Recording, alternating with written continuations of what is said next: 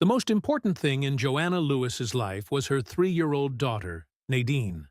From the moment you become a mother, your only concern is that your child grows up healthy and happy. You strive to give them a good life every day. Buy them food, nice clothes, the best toys, everything you need to see them smile and know that they are happy with you. And that's what Joanna set out to do with her daughter. From the moment she learned that she would have to raise her daughter alone and without anyone's help, due to the sudden death of the girl's father in a motorcycle accident, her only purpose was to be a good mother to Nadine. And the truth is that no one could say that she wasn't succeeding. In fact, she was doing more than fine. She probably could have been named Mother of the Year for all she was doing to take care of her little girl. But sometimes, even the best mothers can't stop bad things from happening to their children. Because no matter how hard we try, the world is full of unexpected dangers that we may not see coming, and that will jeopardize the safety of our children and make us feel helpless. And that's precisely what this single mother from Dallas had the misfortune to experience just a few weeks ago. When what was supposed to be a special and joy-filled day for her and her daughter turned out to be her biggest nightmare. What do you want as a gift for your birthday, honey? What are you most excited about? Joanna asked her 3-year-old daughter Nadine. Lily the doll. All the kids in my class have one. I want to have that doll too, Mommy, replied the little girl, getting more and more excited. Little Nadine's birthday was just around the corner. There were only 2 days left until the big day when the little girl would enjoy the unforgettable birthday party her mother had prepared for her. Joanna had gone to great lengths gathering all her daughter's friends and renting a venue to organize the biggest birthday party her daughter had ever had. She had also hired the services of a pastry chef to create a personalized cake with her daughter's favorite cartoons. It hadn't been easy, and it hadn't been cheap. But Joanna felt that the occasion was worth it, and that investing money in a child is not something a parent should regret, because it creates new memories they will never forget. The occasion warrants it. We have had a very sad year since the death of my husband, Nicholas. I just want to see my daughter smile and make her forget the bad times we have had. She will have the best birthday party a child can have, Joanna said to her best friend, Ingrid, as they shopped for the event and looked for Nadine's gift. But what this Dallas single mother didn't know is that the memories she and her daughter would create on her 4th birthday wouldn't be as happy as she imagined, causing her little girl's special day to turn into a nightmare she wouldn't know how to escape. As her daughter had asked her to do, Joanna searched tirelessly for the famous doll that everyone was talking about, and that was in every toy store window in town. Lily, the doll. Joanna thought that since it was such a popular toy, she would find it quickly. But the opposite was true. It took her more than 4 days to find the doll. Every department store she went to had been out of stock for weeks, and no one knew when it would be available again. Joanna was about to give up and tell her daughter of her failure when a friend sent her a picture of a small local toy store that still had 2 dolls left and was selling them for half price. Joanna thought this was her lucky day and went to buy the doll there without hesitation. From the photograph her friend sent her, Joanna could see that it was a small tent in pretty bad shape, but she didn't mind in the least. Under normal circumstances, she would never have deigned to enter such a neglected, out-of-the-way establishment in the center of town. But that day she was so desperate to find her daughter's gift that she ignored all danger signs. "You just saved my life, sir. My daughter will go crazy with joy when she opens her present and sees this doll," said Joanna to the store owner, very grateful. That night, Joanna went to bed exhausted because she had hardly rested for days preparing all the details for her daughter's birthday party. but satisfied and excited to know that the next day her daughter would have the birthday present she wanted so much. It was impossible to imagine what would happen later, and what that special gift would do to her family. Little Nadine's birthday went off without a hitch, and it was as beautiful and unforgettable a day as Joanna had imagined it would be. Her daughter played, sang, and enjoyed herself with her friends and family for hours. She had never seen her so happy. Of course, the most important moment of the party came with the delivery of gifts. And when Nadine opened the package containing the famous doll, the little girl went crazy with joy and hugged her new and inseparable toy tightly. In fact, from the moment she opened the gift, Nadine did not let go of the doll for a single second. She went everywhere with her, even to the bathroom. Joanna didn't think anything of it, and thought it was normal for a child to become fond of a doll, and that in time she would forget about it and play more with other toys. But what that doll was going to mean for her 4-year-old daughter and herself was anything but normal. The birthday party ended mid-afternoon, and after packing up, Joanna and her daughter returned home for dinner and rest after a day full of excitement. But the day was not going to end the same way it had started, and things were going to get very complicated over the next few hours. "What would you like for dinner, honey?" "Something light, because we had a lot of chocolate today, and you shouldn't eat too much before going to bed." "How about a turkey sandwich?" Joanna asked her daughter from the kitchen. Nadine was in her room, which was just a few feet from the kitchen, but she didn't seem to hear her mother because she didn't answer. "Nadine, honey, can you hear me? What would you like for dinner?" Joanna asked again, this time raising her voice a little higher to make sure the girl heard her. But she didn't get any answer either. This no longer seemed normal to her. Nadine was always quick to answer all her mother's questions, even if she was playing or watching TV. She was a very polite child, and would never keep quiet like that. "Nadine, darling, are you all right?" cried Joanna, very frightened. In desperation, she stopped what she was doing and rushed to the girl's room. But when she arrived, she saw nothing out of place, only her daughter sound asleep on the bed, hugging her new doll. She still had her clothes on and looked exhausted. "Oh, it's been a day full of emotions. Rest, my love. Tomorrow we'll talk," she whispered, covering her with the blanket and kissing her forehead. As Joanna kissed the girl, she smelled a strange odor coming from her daughter. It was a scent she had never smelled before, somewhere between sweet and bitter.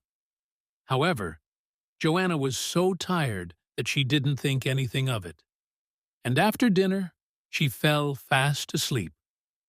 But the next day, things would only get worse. The next day, the girl began to behave very strangely. When she woke up, she felt dizzy and barely ate the breakfast her mother had prepared for her. The girl apologized, saying that she had a stomachache and would eat something later at school. But that was not what happened. Later that afternoon, Joanna received a call from the school informing her that her daughter was very dizzy and had vomited several times in class. Joanna was very concerned and rushed her daughter to the doctor for an examination, but was told that it was only a minor stomach infection from something she had eaten that had upset her stomach. Yesterday was her birthday, and she ate quite a few treats. Maybe that's what it was. She doesn't usually eat that much sugar in one day. We eat very healthy at home. But you know how children's birthdays are? Joanna commented to the doctor, somewhat nervously. "Oh, I understand perfectly. I have 4 children, and they are all chocolate chip cookie lovers. They can't get enough. With a little dieting, in a couple of days, you'll be fine. Don't worry," said the doctor in a reassuring tone. Just as the doctor had told her, Nadine began to feel much better after a day of following a strict diet that relieved her stomach pain. The little girl was back to her usual cheerful, fun-loving self, and there was no trace of the discomfort and dizziness she felt a couple of days earlier. Seeing that Nadine was fully recovered and there was nothing to worry about, Joanna returned to her usual routine and completely forgot about the incident with food and her daughter's strange dizziness. But the happiness and calm in the Lewis household would be short-lived. A few days after finishing the medical treatment she had been prescribed, Nadine started behaving strangely again. In the mornings, she would barely eat breakfast, and when it was time for dinner, she would either refuse food or go straight to sleep because she said she felt so tired and wasn't even hungry. "Are you in pain, honey? If you feel sick, you must tell us, and we will go to the doctor, okay?" Her mother asked her one night, very worried. But Nadine refused to go to the doctor again. The little girl said she was fine, and every night she quickly fell asleep tightly hugging her beloved doll. She never left the toy's side, and Joanna began to think that the strange behavior had something to do with the doll. After all, everything had started to go wrong since the day she gave it to her, but she had no evidence to prove her theory. "Am I going crazy? She's just a rag doll. How could she hurt my daughter?" Joanna said to herself, desperate for answers. However, Joanna knew there was something very strange about her daughter's attitude, and she wasn't going to rest until she found out. After 2 weeks of observing the girl's behavior, Joanna came to identify a repeating pattern. During the mornings, Nadine was always dizzy and had very little hunger. But as the day progressed, she regained her appetite and energy. Then, as night fell, and she returned to her room and played with her toys, the discomfort would return, and her daughter would again refuse to eat normally. "I am convinced that the problem is in that doll. The more time she spends near that toy, the worse she gets, and when she moves away, she seems to recover. Clearly, there's something wrong with that doll, and I'm going to find out," said Joanna to herself, determined to clear up the mystery once and for all. But what Joanna Lewis would end up discovering through her investigations would be far more serious than she could ever have imagined. Without telling anyone what she suspected and what she planned to do, Joanna bought a small security camera online so she could keep an eye on everything that happened in her daughter's room when she wasn't in front of it. The woman had a hunch that whatever was hurting her daughter, she could only find out by eavesdropping on her daughter playing with her dolls every night. That same afternoon, before Nadine returned home from school, she left the surveillance camera installed in the room and synchronized it with her cell phone so she could watch live whatever was going on there. Joanna didn't want to miss a single second of her daughter's life, and if she was in danger, she was going to find out. That night, as had been the norm for the past few weeks, the 4-year-old did not want to eat dinner and stayed in her room playing with her doll. Previously, Joanna had tried to get her daughter to eat a little more and scolded her for locking herself in her room. But that day, she decided to act differently and let her daughter play with the doll.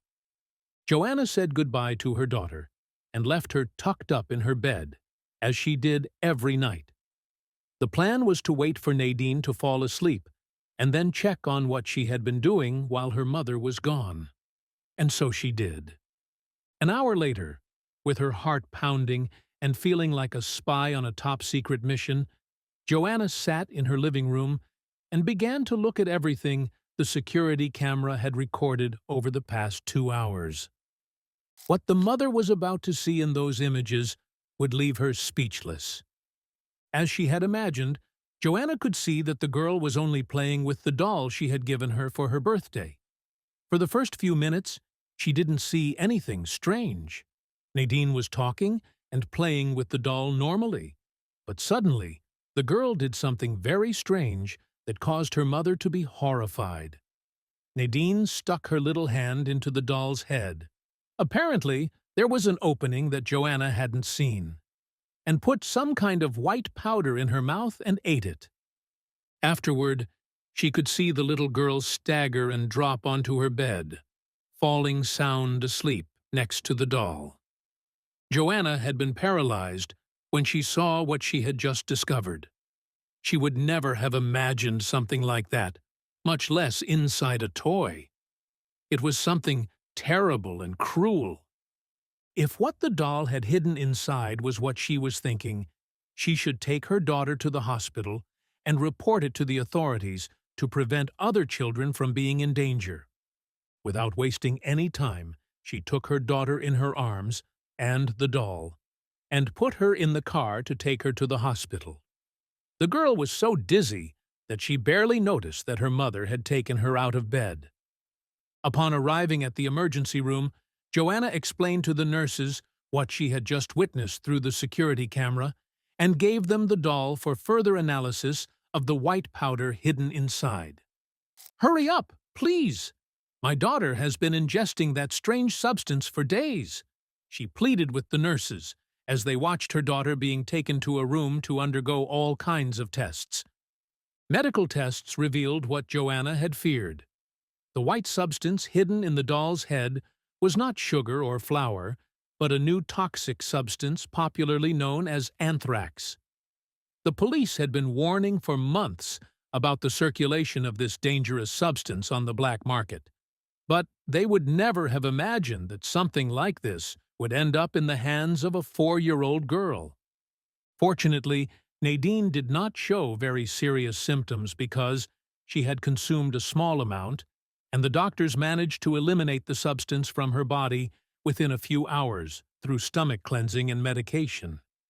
Joanna was by her daughter's side during the whole process and was still trying to recover from the shock when she saw a couple of police officers enter her hospital room. "Good night, Mrs. Lewis. We have some very important questions to ask you. Are you in a position to attend to us?" said one of the agents, very serious. Joanna agreed to cooperate with the authorities, but she would soon discover that the matter was more serious than she thought. It turned out that these two men were not police officers, but FBI agents on a secret mission. "We are deeply sorry for what has happened to your daughter, and thank you for acting so quickly and alerting the police as soon as you noticed the danger. However, we still need you to do more for us, Mrs. Lewis," said one of the officers with a calm expression. Joanna didn't quite understand what these two FBI agents might need from her. She was just a single mother who had the misfortune of buying a toy from the wrong place. What could she do to help them? "We need you to collaborate with us on a very secret mission in order to catch once and for all the criminal organization that caused your daughter to end up ingesting this toxic substance. We had long suspected that they had changed their way of transporting the goods, and now, thanks to you and your daughter, we know how they do it. But we can't arrest them without evidence, and that's where you come in," explained the agent. Joanna felt her head going very fast, trying to process all the information. Finally, trying not to sound too scared, she asked, "You want me to help you catch a gang of criminals trafficking substances inside toy dolls? Is that what you are asking me to do? But you know I'm not a cop. I'm not even a sportsman. I couldn't catch anyone, even if I set my mind to it. I have no police instincts. I don't know how I could be of any help in an FBI mission," said Joanna, a little embarrassed. "And that's what makes it perfect for the job we need it to do for us. You only have to follow the instructions we will give you. There will be no danger. We need you, Joanna. Otherwise, who knows how many more children will end up being victims of these criminals?" "Will you help us?" said the agent, with a pleading look in his eyes. Joanna could not refuse. She knew better than anyone the anguish of seeing your child in grave danger. She could not live with a clear conscience, knowing that she did nothing to protect the rest of the children who were also playing with that famous doll. "All right, I'll help you. What is to be done?" said Joanna, convinced. The FBI's plan was simple. Use Joanna's social networks to attract the attention of other parents and encourage them to buy the Lily the Doll doll in similar stores to those where Joanna had gone to buy hers. In this way, they would attract the attention of the traffickers and force them to move the merchandise and get back in touch with their suppliers. With this strategy, they managed to arrest several members of the gang, but they had not yet managed to catch the boss. To do so, it was necessary to get a little closer and take more risks. At that moment, and feeling braver than ever, Joanna volunteered to pose as a trafficker disguised as a mother in search of new clients to move her merchandise. "Are you sure? You're not obliged to do it. We have agents ready to take the risk for you," an FBI agent told her, very surprised. "You chose me because I am the perfect person to fulfill the mission. The store owner knows me, thinks I'm a good mother, and can make him trust me. If there is anyone who can convince him to rat out his bosses without arousing suspicion, it's me. I will do whatever it takes to stop these criminals. I will not allow any child to be in danger again," Joanna affirmed. "All right, we will do it. But if you see any sign of danger, you must let us know, and a team of agents will come to your rescue." The next day, just as they had planned for weeks, Joanna entered the store posing as a mother looking for a doll for her daughter. However, when the owner retreated inside the store to go get the toy, Joanna followed him and told him that she knew what he was really doing with those dolls, and that she needed him to do the same for her. Otherwise, she wanted him to call the police. "I'm not going to tell you again. If you don't give me the name of your customer, I will tell the police," Joanna threatened him with a look full of hate and determination. As expected, the store owner was so frightened that he did not hesitate to name his customers. A few hours later, the FBI managed to arrest the head of the criminal organization, along with the rest of his collaborators. The mission was such a success that it was soon made public, filling the headlines for days. However, there was one name that was never made public, and that, despite its important role in the mission, never wanted the recognition and diffusion that such an achievement deserves. Joanna Lewis went on with her life with her daughter, knowing that her courage and solidarity with other parents helped save the lives of many children. She did not need external recognition to feel happy. It was enough for her to know that she had done the right thing.